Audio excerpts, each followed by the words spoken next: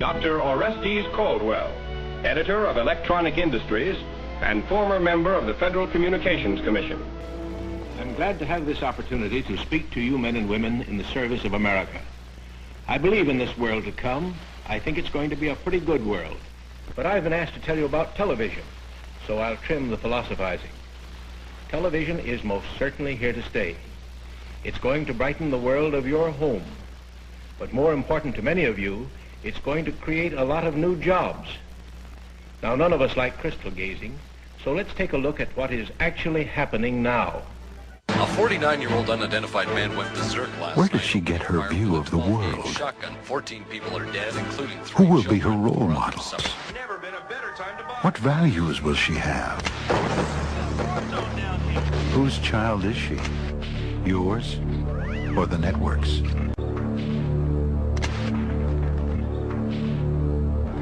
Take back your children. Turn off the TV.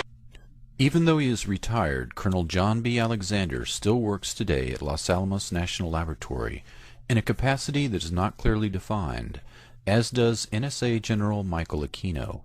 Both personalities have extensive study in the application of non-lethal, extremely low-frequency weapons in attacking the populations and armed forces of enemy nations.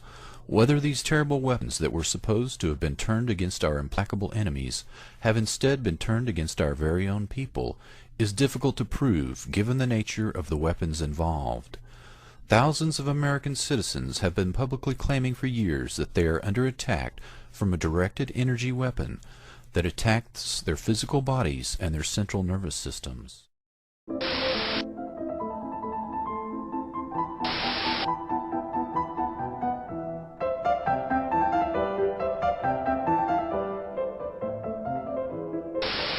The longer a person watches television, the more easily the brain slips into alpha level, a slow, steady brainwave pattern in which the mind is in its most receptive mode. Images and suggestions are implanted directly into the mind without viewer participation.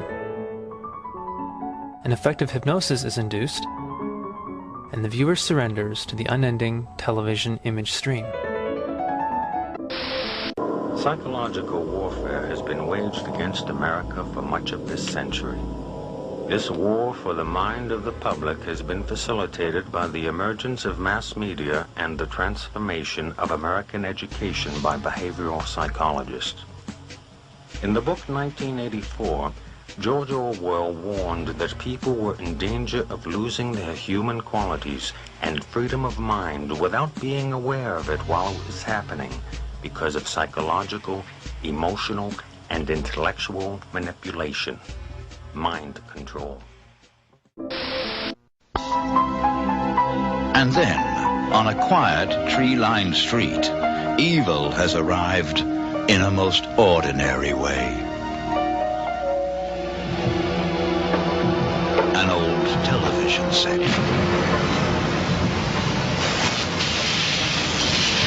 October's next feature may change the way you feel about your television forever. The Video Dead.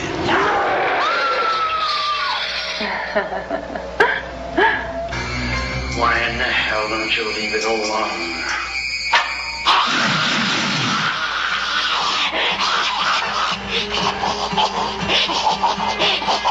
The slaughter's begun already. Exactly how does a TV set kill somebody? Don't you find it a little creepy living in the murder house? Living in the what? The Video Dead. Once you've seen them, you'll never forget them.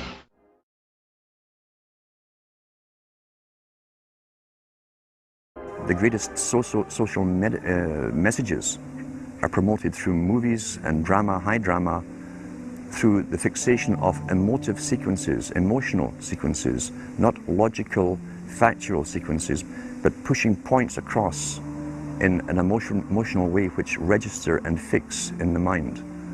So emotional content is very, very important, rather than going through an actual discussion or an argument using logic and facts. There's no debate. And when you're being downloaded through fiction, your guard is down, The sensor part of your brain is not in action. It isn't saying, yes, I agree with this, I disagree with that, as you would in a debate or a lecture. You're actually in an alpha state, being completely downloaded with new ideas. Throughout history, social engineers have refined techniques designed to control large populations. It must be remembered that the human radiation experiments began in 1943 and became public knowledge only when the government allowed it to be released to the public in 1995. And this was ostensibly to exonerate the guilty parties and to placate the victims. It is with this in mind that you should look at the extensive circumstantial evidence. The U.S. government has a long history of experimenting on human beings, not just the radiation studies, but many different programs of experimentation on unknowing and unwilling human beings. In every instance, these conspiracies were carried out more or less in public for decades without serious challenge.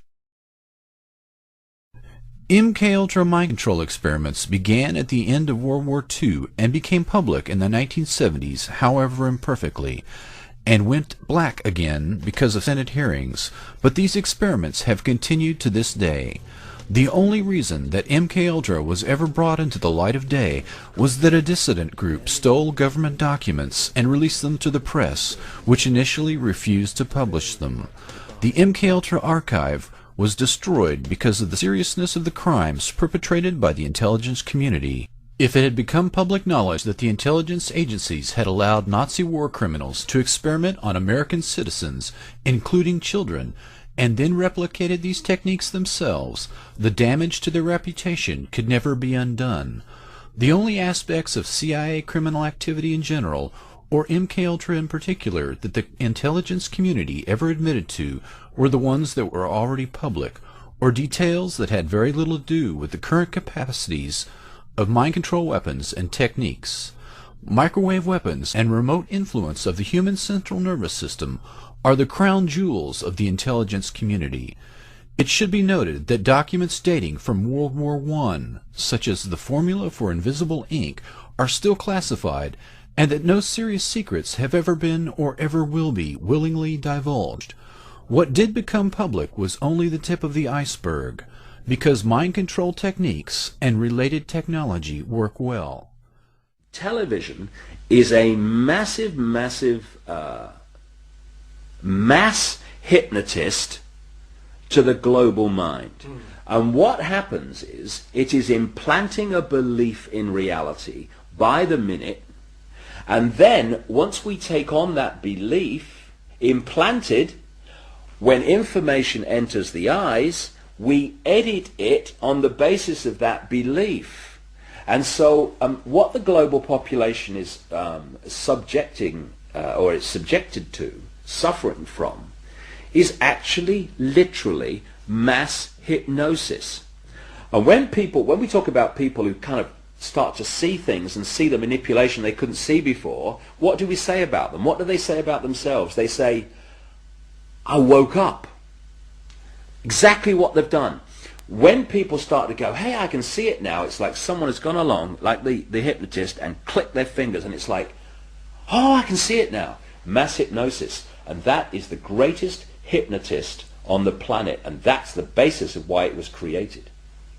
January 27, 1926, Scottish inventor John Baird presented the first successful public demonstration of television, and the world would never be the same.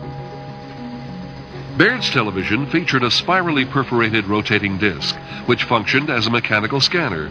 Used with a photoelectric cell which converted light into electrical impulses, this device could break down an image into a sequence of tiny pictorial elements.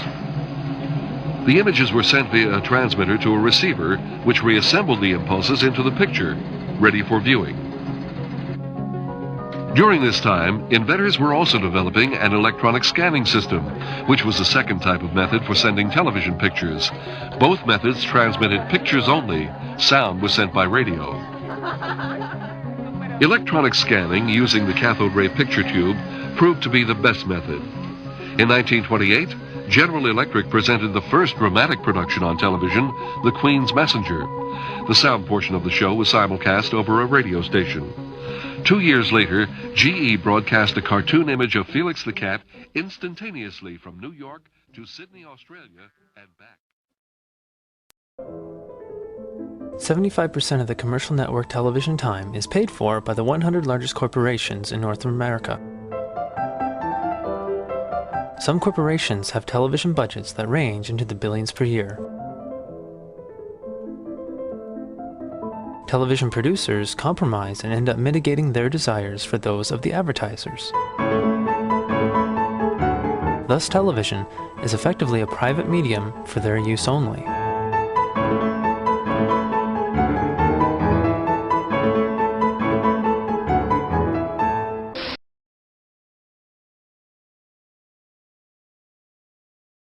They've been programmed. And I'm sad because I know that it's hard for people like that to take an interest, a serious interest in world affairs, to take a serious interest in what their elected officials are doing. And they're not going to be really inclined to study or discover the deception that's being used against them. And so I'm sad because I see all of that in a flash in my mind as being an indication of how easy it is for the masses to be manipulated. The scientific dictatorship understands what makes human beings tick. They understand our psychology.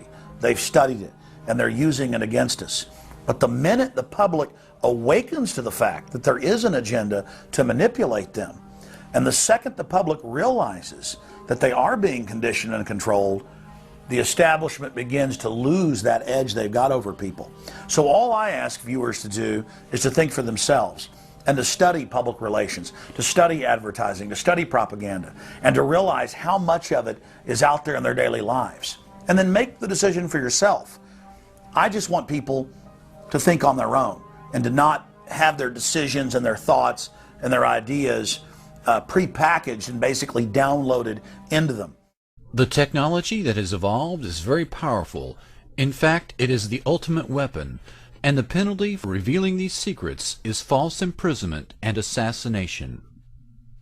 For any new weapon system, it has always been necessary to test it on human subjects to refine and perfect the weapon, whether chemical, biological, or nuclear, or in this case, microwave and radio frequency radiation weapons.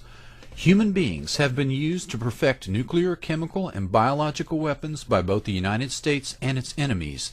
These experiments have historically been carried out both in times of war and in times of peace. The only proof of human beings ever being used as experimental subjects in the development of microwave non-lethal weapons was from captured Japanese documents at the end of World War II. Their civilian scientists had used prisoners of war in the laboratory. The POWs were cooked to death through microwave heating in terminal experiments. To obscure the truth, the scientists referred to the test subjects as monkeys in their lab notebooks. The truth emerged only because Japan was a defeated power, and their biological, chemical, and microwave weapons programs were confiscated by the U.S. Navy. To illustrate how it is especially necessary to use human test subjects, we will examine one facet of the arsenal of these non-lethal weapons. Cyclotronic resonance refers to the ability to resonate or spin small particles with a given resonance frequency. Military doctrine for non-lethal weapons in this area is as follows. Initially, enemy armies or populations can be exposed to, sprayed with, a very small amount of chemical or biological agent. The quantity of chemical or biological agent used may be so small as to be virtually undetectable. Following exposure, the enemy population may be targeted with microwave or radio frequency radiation in the exact resonance frequency of the chemical or biological agent used. The toxic agent will begin to resonate or spin and will react with much greater speed or activity within the bodies of the target population, similar to the behavior of enzymes that make life possible. This greater reactivity may be millions of times greater than normal and would behave as if the person had been given a massive dose of chemical or biological agent, enough in fact to cause death. cyclotronic resonance of chemical and biological agents allows entire armies or populations to be destroyed with only minute amounts of the agent in their bodies if they are attacked with non-lethal microwave weapons afterwards. It will be impossible to develop and deploy such a weapon without first testing it on human beings. These tests are actually being done on American citizens in their own homes. This is just one aspect of the non-lethal weapons testing that is being done on several thousand people across the United States. What you're looking at is actually a cell phone tower. Many communities have decided that this is easier on the eyes than one of these. President of Larson Camouflage, a company that builds cell phone towers in a wide variety of disguises, from palm trees to water towers to flagpoles. Cell antennas are also being hidden inside all kinds of architecture, like clock towers and fake chimneys. And every antenna comes with electrical equipment which also must be hidden. In this Colorado site, it's encased in a man-made boulder. And in Arlington, Virginia, this house has the neighborhood fooled. Door-to-door salesmen visit this house. Free newspapers are dropped off at this house. John Johnson works for Verizon Wireless, which built a house where no one is ever home. The inside is filled with the equipment needed to operate a traditional tower that sits in the backyard. Why do you have really a very nice-looking house as a housing for electronics? Well, if you look around, this is a very nice neighborhood. We wanted to be able to blend into the neighborhood. But disguises are expensive. A tree like this can cost as much as $120,000, 4 times the price of a metal tower. It is a source of revenue that can be extremely beneficial. The church makes $72,000 a year by leasing its steeple to Verizon, Sprint, and T-Mobile. The money used in church ministries. Christ taught us to be wise about the talents that we have and to use them for the benefit of the kingdom. And it's happening at churches both across New England and nationwide. There's so much demand for steeple space, it's even spawned a new company that markets church steeples and negotiates contracts with carriers. People ask what I do for a living. I say, I spend my day just funneling millions of dollars into the kingdom of God. And everybody chuckles, but I say, no. That's what we do. Churches profiting not by spreading the word, but by transmitting words. The human mind is subject to being affected by radio frequency energy, and that's what this device is. In other words, you can move the moods of large populations using this kind of technology. So now we have not just maniacs in the Pentagon, but a bunch of Dr. Strangeloves? Pretty weird stuff. But scientists have been experimenting with radio frequencies on animals' brains for decades. And the military has followed it all very closely, especially once it found out the Russians were onto it. It was all kept a deep, dark secret by the two superpowers. Back in the 60s, the Soviets began zapping the American embassy in Moscow with a low-frequency beam. No one knows for sure what they were up to, but one theory is that they were trying to mess with people's central nervous systems. And one report did say the diplomats got depressed a lot. And hey, just think of all the nifty applications against the enemy. Why blow people up when you can drive them crazy? From documents dating back into the early 80s, we see that the military had discussed the possibilities of mind control through radio frequency energy. The possibility is there. The military has studied it. A 1982 Air Force report called Radio Frequency Energy a major new research initiative and said that RF can, quote, disrupt normal purposeful behavior. A 1987 military report called for more research on RF energy as a non-lethal weapon, pointing out that most of the existing technology is classified. And sure enough, in 1993, there was a big conference at Johns Hopkins University. Here, the entire conference was classified. But the agenda wasn't, and weapons using extremely low radio frequencies, or ELFs, were listed as a very attractive option.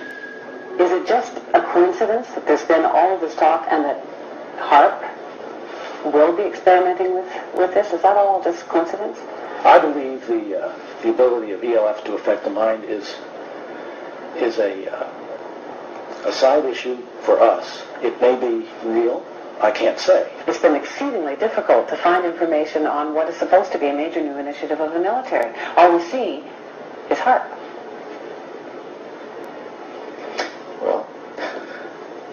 Well, I'm being kept in the dark, if that's the case. This document from Maxwell Air Force Base lays out the use of electromagnetic weapons technologies for debilitating human beings. Using electromagnetic warfare against human beings, you can cause disease, you can cause hysteria, or you can cause passivity for population control. Extremely low frequencies affect us because they are the same frequencies that our brains output. And when they're in the environment around us, our brains try to entrain to them. So our brains try to mimic those signals. And if those signals are not good ones for our behavior, then we can fall apart. We can behave differently. We could get sick. We could feel very stressed and not know. Ever learn how to electronically stroke the ionosphere, this layer that begins about 30 miles above the Earth's surface that's electrically charged? If we could ever figure out how to electronically stroke it, he said, to get it to send a signal back to the Earth, we could affect the behavior of people over huge geographic areas on a hemispheric basis. And it wouldn't affect everyone. It would affect 70 or 80% of the population is what they more or less figured. But this was a technology that didn't exist in 1969. In the early 70s, Zbigniew Brzezinski referenced J.F. Gordon's work and said, you know, this is a technology that will likely emerge. Zbigniew Brzezinski predicted back in 1970. He said they will be a highly internationalist elite with a globalist outlook. He indicated that their technotronic society would exploit the latest communication techniques to manipulate emotions and control reason. He observed human beings becoming increasingly manipulable and malleable. You can induce virtually any effect that a chemical can cause in a living system with an external, primarily extremely low frequency magnetic field. The ultimate weapon in the info war would be so secret, so invisible, so undetectable, you would never know your mind was under attack. Dr. Michael Persinger is a professor of psychology and neuroscience. Dr. Persinger's research focuses on brain trauma, and he uses carefully controlled doses of electromagnetic radiation to induce relaxation and alleviate pain. So what Sandra did was to initiate a opiate releasing pattern. That's a burst firing field that is stimulated once every 4 seconds. And that produces relaxation and a very pleasant sensation. Similarly, using the appropriate fields, we can induce fear and apprehension, but clearly that would be unethical in that setting.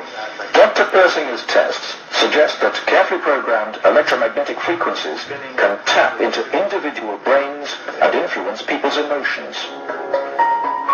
The cognitive processes of the human brain are really quite simple. And if you understand how they work, you can make entire populations think and decide the manner in which you wish.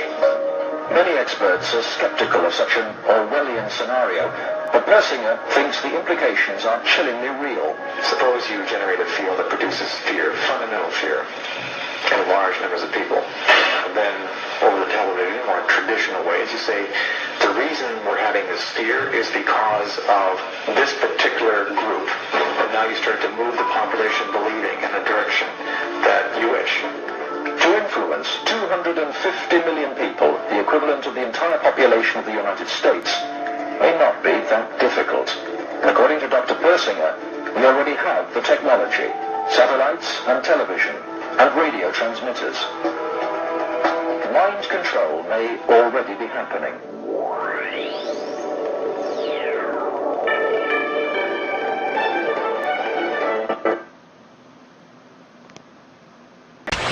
And when you start to research the subliminals in advertising and television, what staggers you is not what they do and what's there, but the scale of it. I mean, it's like our consciousness is being hit by an explosion of this stuff. Because you see, this is another interesting point. Experiments have shown that about 1.5 seconds before the conscious mind decides to take action, move its arms or whatever, speak, 1.5 seconds before it consciously decides to do that, the electrical signals have begun in the brain to do it.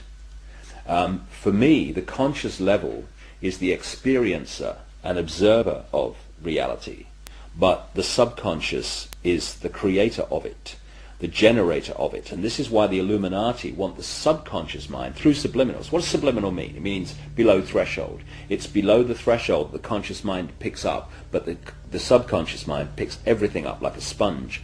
And therefore they are planting these thoughts into the subconscious, which then filter down into the conscious, and we think we're having our own thoughts, when actually they're implanted thoughts done at a subliminal level.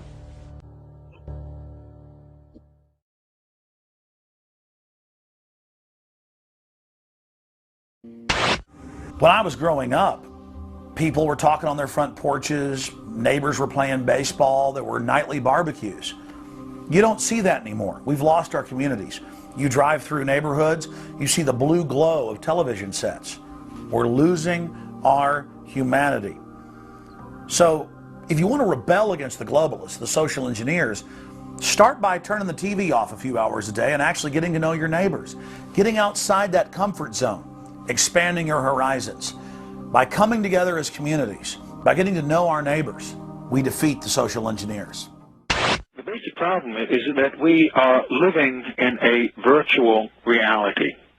We're living in a totally controlled environment, an environment that has been created by mass media. Now, many people, especially young people, accept unquestioningly the reality that is presented by the media. Popular culture, movies, television, music, carry messages about how society works and how people should behave. And so entertainment is not value-free. It has ideological content. It presents a worldview that influences the people who watch the programming. There is a reason why television networks and the music industry, the various companies, they have programming departments. The programming that we are constantly assaulted by throughout our life conditions us. It programs us to a particular worldview. Now, we may consider it normal because we were born into this system of lies and deception. In fact, deception has become part of the social framework of society. And because we were born into this situation and our parents were born into it and have suffered from it, we don't know any better. And so we don't necessarily see things as they are. We see things as we are. Now, there are two primary means by which people are manipulated and controlled. One is very simple, very basic, and that is simply the control of information and the control of, if we don't have all of the facts on any particular topic, then our judgment is going to be no better than the quality of our information. And in spite of the fact that we have an information overload through all the information that's available on the internet and other sources, we have to have the presence of mind to be able to evaluate the information that we have available. And it's a matter of having to dig through and determine what's true, what are the lies, what are the half-truths, under that one basic heading, information control, where there has been a long-held consolidation of ownership of the different medias, press, publishing, film, music, television, consolidated ownership into the hands of very few individuals, the multinational corporations.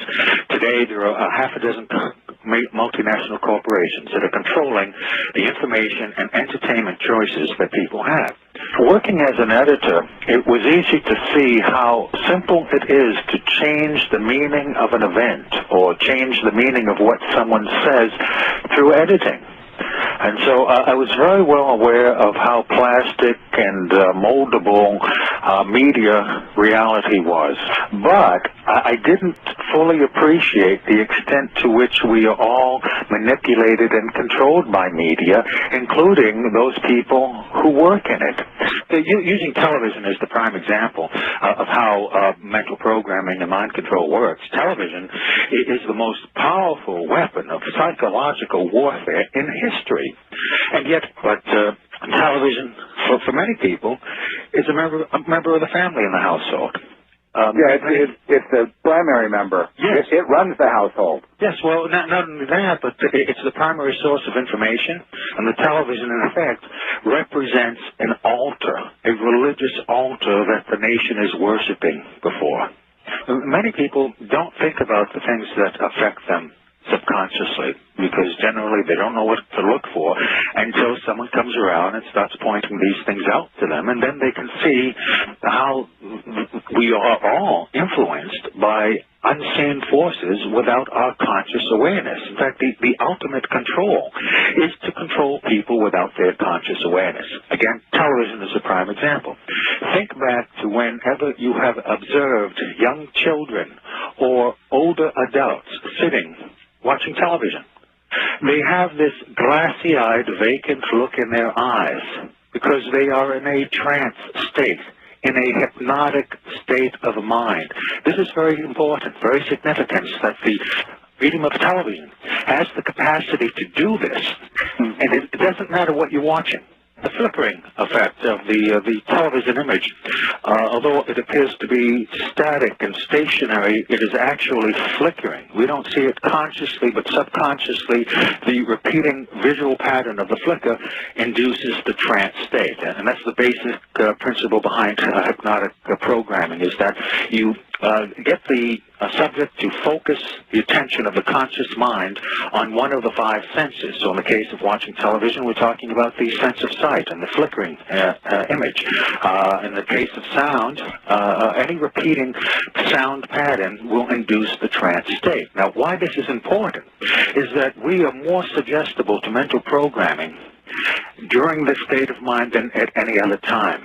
We're very vulnerable to manipulation at this time, because the first order of business for a propagandist or an advertiser is to create the circumstances that will induce a state of mind that is favorable to the reception of their message. And that state of mind is the hypnotic state of mind, making television extremely important in this whole process of creating a unified mindset among the entire population. Have you ever bought something and then later on wondered, why did you buy it?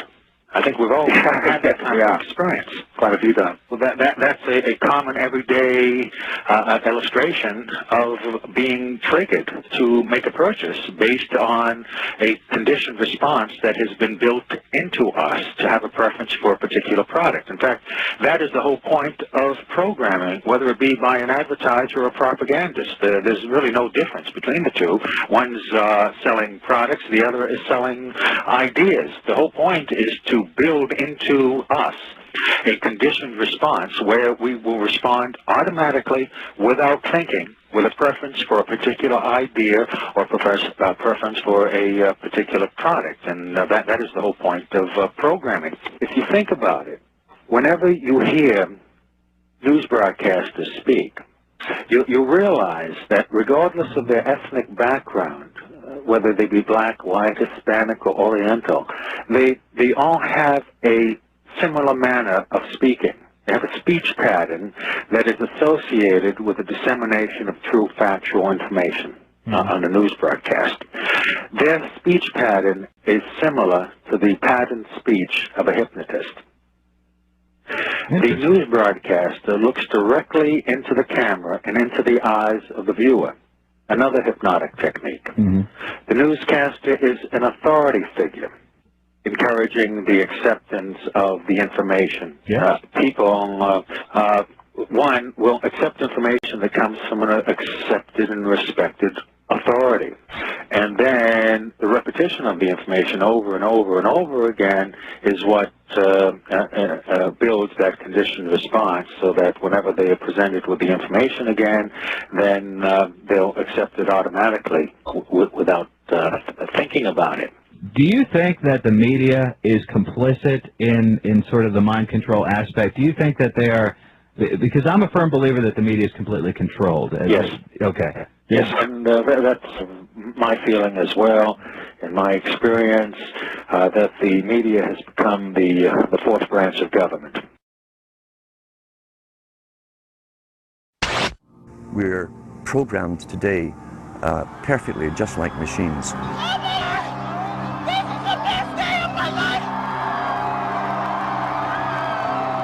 We tie this in with the Brzezinski.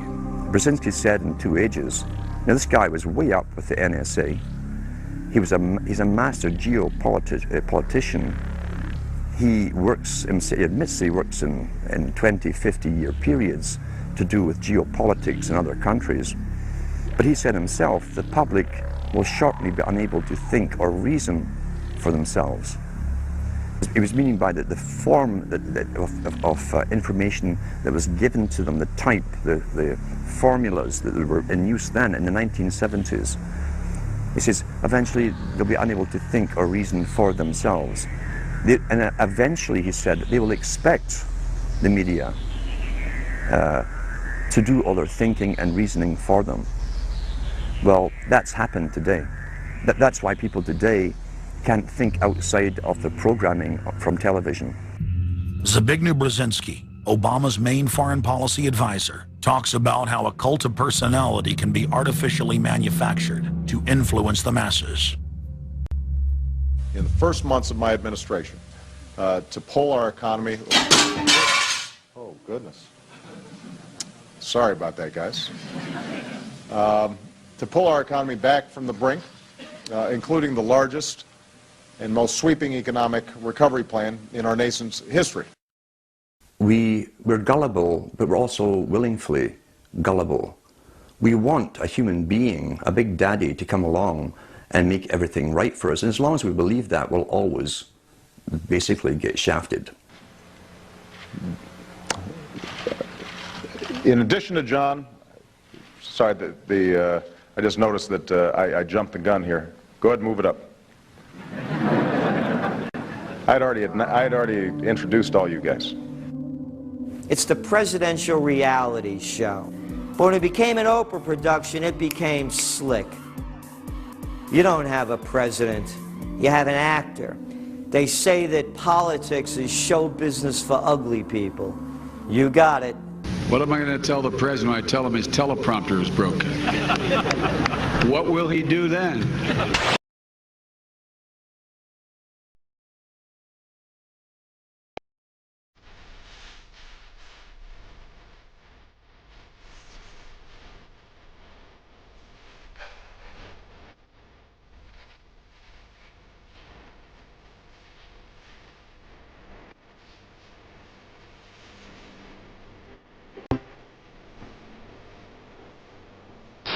Perhaps the largest deception played on the television viewing public is the inclusion of video news releases during the network television news.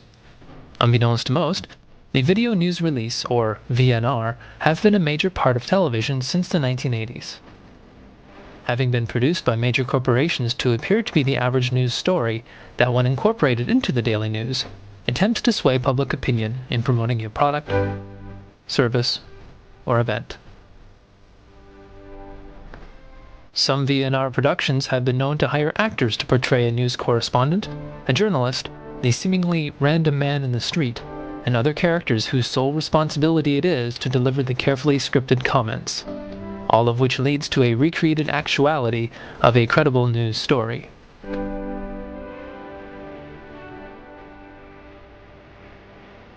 Corporations known for producing VNRs include Philip Morris, Microsoft, the pharmaceutical industry, the Department of Defense, the Census Bureau, the Department of Health and Human Services, the Department of Education, FEMA, and the granddaddy of them all, MediaLink Worldwide. Many news stations have felt financial pressure to become increasingly profitable. This has led to significant cost cutting in the newsrooms themselves, which often includes technicians and producers. Thus demand has grown for cheap news supplied by the outside sources. And thus the public are left with stories of little significance, while more important issues get swept under the carpets of corporate America. The fight against VNRs has been growing, with the Federal Communications Commission setting fines against media outlets who fail to inform their viewers that a particular story has been produced by some agency outside of the news department. Even though the fight continues, the practice of including VNRs into the daily news is as prevalent today as it was 20 years ago. When a VNR is broadcast over the airwaves and is not disclosed to the public, media outlets everywhere run the risk of ruining their credibility. So you may be wondering what NLP actually is. Well, NLP stands for Neuro-Linguistic Programming, and it's kind of like a user manual for the mind, and it allows you to communicate more effectively, make change easily, so change your behavior, your habits, your emotions and your beliefs, and clears negativity from the past. So let's have a look at it a bit closer. The neuro part of it refers to, as I said, the mind and the brain. So here you can see, well, the mind, the conscious, this representing the conscious mind, this representing the unconscious mind. Conscious mind is about 10% of the mind's capacity. Unconscious mind, therefore, about 90%. Now, what does that mean? It simply means that conscious mind is everything that's currently in conscious awareness. It's like a torch that shines into a black box, and wherever that light shines, that's what's currently in conscious awareness. Everything else is in darkness and is therefore unconscious. So our unconscious holds all our memories, everything we've ever experienced in our life. Everything we do automatically, all our habits and our beliefs and values, everything we live by, that just runs automatically, unconsciously, without us being aware of it. So all these things sit in the unconscious mind, and we call them programming. And the linguistic part is about language. It's about using language to either trigger these programs, to influence people, or to change these programs. It's like changing the code that makes up your mind so that you can change your mind.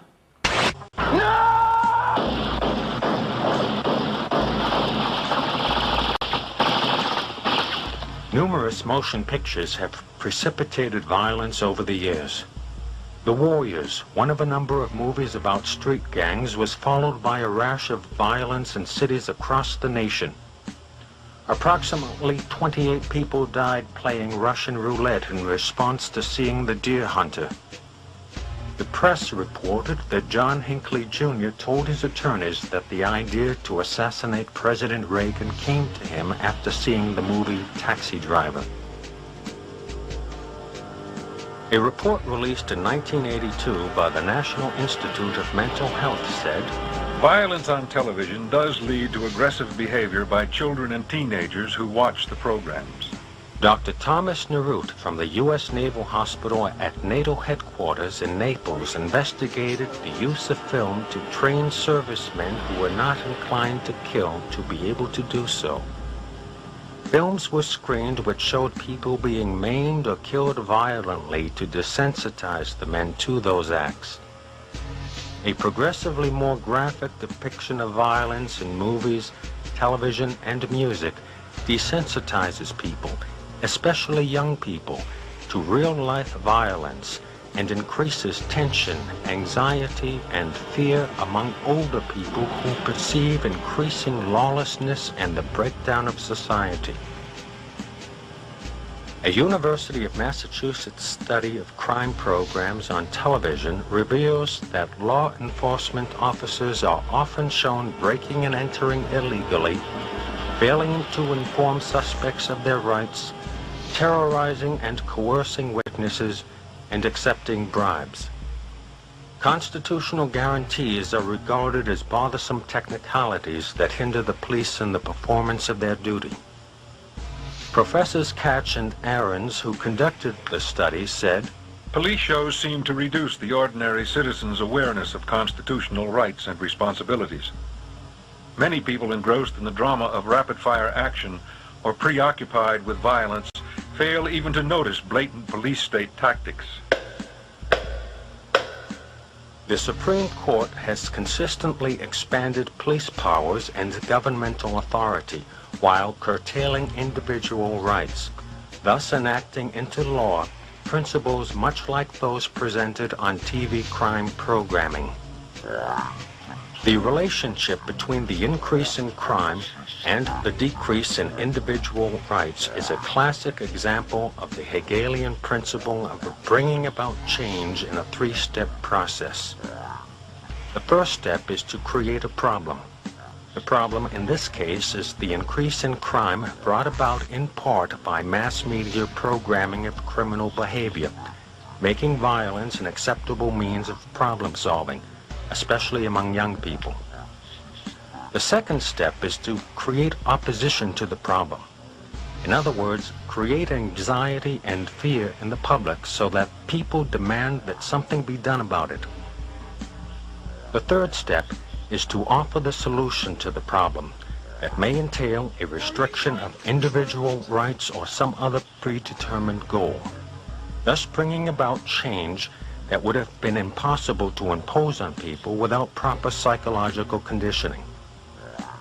By causing emotional stress and mental confusion, judgment is impaired and suggestibility increased. Under these conditions, people allow their rights to be diminished without realizing its ramifications.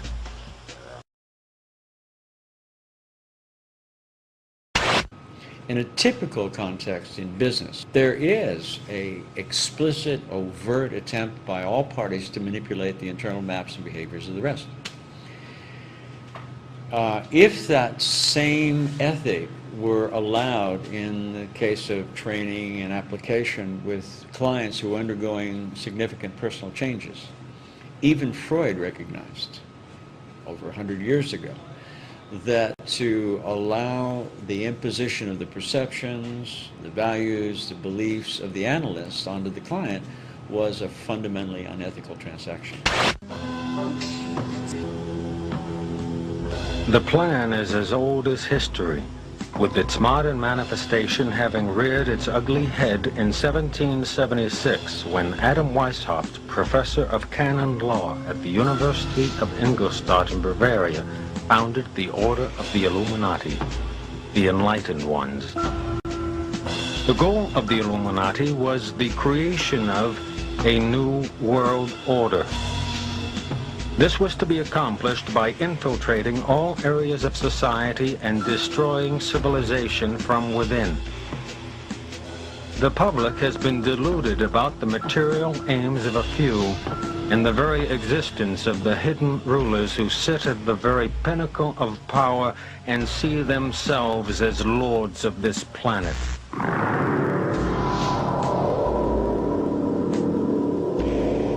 The purpose of government is inexorably tied to the purpose of life. The sum of good government is knowledge of the purpose of life and the administration of society towards that goal. If the men in leadership positions in the world do not know the objective of life, then they are not capable of administering a peaceful society. If, however, they do know, then what we see happening in the world is the deliberate attempt to undermine the primary objective of life. The missing dimension in world politics is the spiritual dimension. The problems of life cannot be solved by material means. Modern civilization is missing the point of life. Human life is meant for understanding spiritual values. Real knowledge is knowing yourself, what you are, what God is, and understanding your relationship and duty to God. It is our duty to understand God, abide by His laws, and learn to love Him. Then all of our problems will be solved. When men are not governed by God, they will be ruled by tyrants. The material world is just like a prison. Spirit soul is imprisoned in a material body, which is imprisoned in the material world. We do not belong in this material world. We are spirit souls and belong to the spiritual world.